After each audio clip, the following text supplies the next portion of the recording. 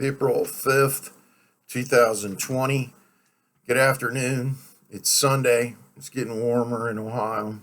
I just kind of wanted to check in a little bit today. Some questions are starting to rise with respect to coronavirus, as everyone can see. And, I've already thought I said more than enough to last me a lifetime. I've got a lot of other things to say, but there are a number of things coming up, I think, that should be said. The cases of coronavirus right now in the United States, as of today by the New York Times estimate, which is a little over 311,000 people have the coronavirus, and about 8,300 have died. So by that, the quarantine is working, and the death toll is slowing down compared to what it was at the very beginning. And I posted a piece on Facebook today that denotes flus of the past in the United States have killed, 60,000 in 2018 and 19, and in 2016, 17, 80,000 people died just from the regular flu. In both those years, over 700,000 people were infected. I think the CDC was right to be cautious, but and so are we. But the reality becomes, for how long? And once we see after a month or so, maybe two, then we can try to get back to normal, hopefully. The disease coming in without being able to test for it and all that, and then these statements where people have had the coronavirus, they think already, perhaps. And it goes back to some conspiracy theories and some truths. In Wuhan, China, where this virus was stored, it was in a research facility only a few hundred yards from the open fish market in Wuhan.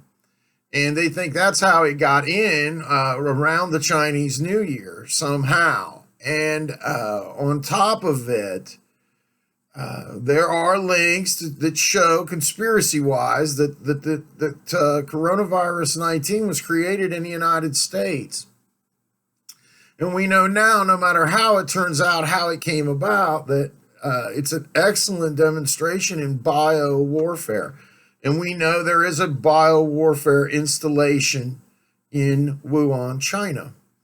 So we have to look at our relations in the future with China, obviously. And we have to realize the CDC, this is the same CDC who could not get the vaccine for the flu right for over 15 years, H1N1, but it was H1N2. People kept getting vaccinated and there'd be a different flu that year. So we know the imperfections of science, and that's why we keep a candle burning, right? Somebody better.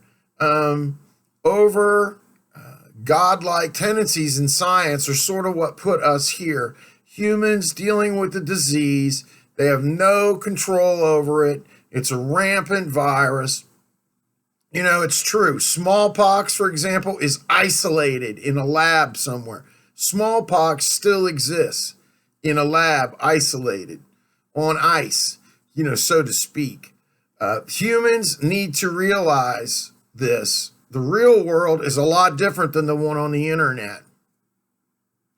And on that note, I'll say I hope everyone has a good day. Don't let conspiracy theories get in your way. But the reality is we will see there's more to this virus than just staying home and being isolated and quarantined. Where did it come from? How? Why? How did it evenly get spread out across the United States, so evenly distributed, when it finally appeared in its early stages across all 48 states, DC, and everywhere else? How did that happen? You couldn't have done that better if you'd have spread it yourself. I hope you all have a good day, and I hope that isn't what happened. Peace out, y'all.